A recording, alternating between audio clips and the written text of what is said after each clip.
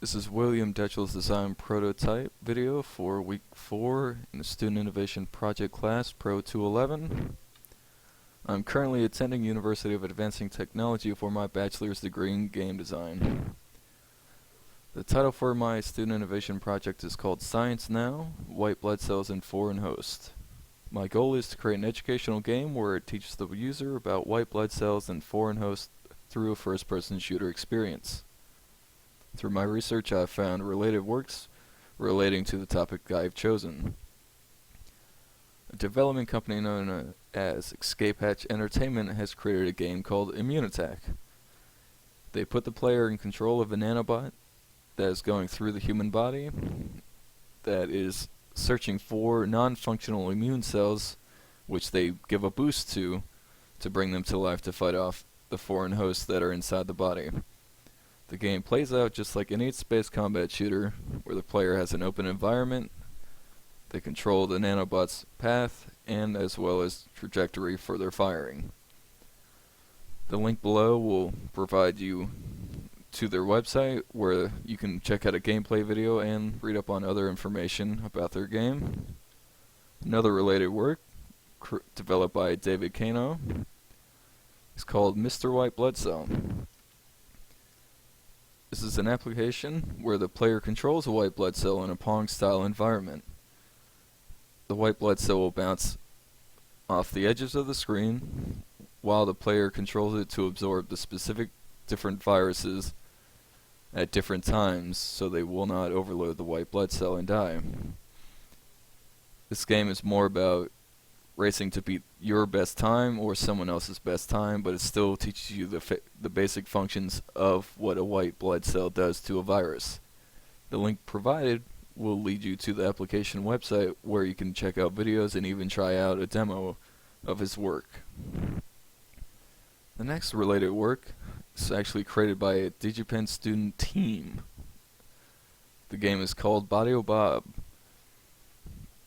The player controls a white blood cell in a 2D environment, navigates the white blood cell throughout the level by collecting various vitamins that are located around, while also avoiding enemies such as viruses and bacteria. Their game teaches the player about how white blood cells and vitamins work with each other inside the human body to help improve each other to fight off these foreign infections. The link below will provide you with information about the game as well as a gameplay video.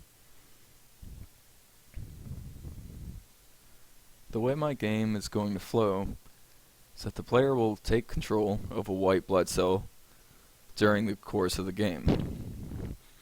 The player will then control the white blood cell to look for plasma cells which contain antibodies. The antibodies will serve as the ammo for the player's weapon. The player then will shoot these antibodies at the foreign hosts in the game, which are the viruses and bacteria.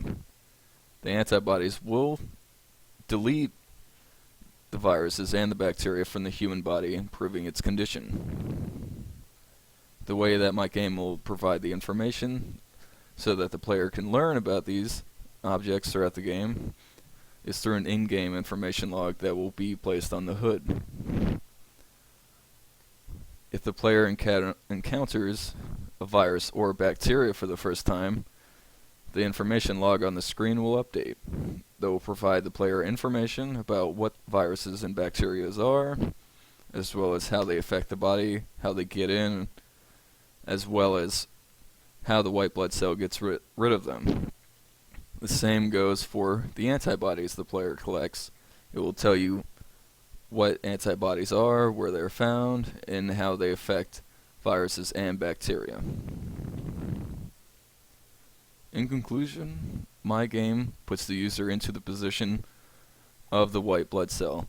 Instead of viewing it from the top, the player is actually taking control of the white blood cell's movements throughout the human body.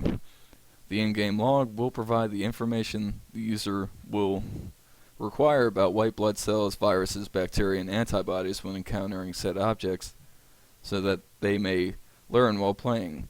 Providing a familiar environment such as a first-person shooter allows the user to connect to the experience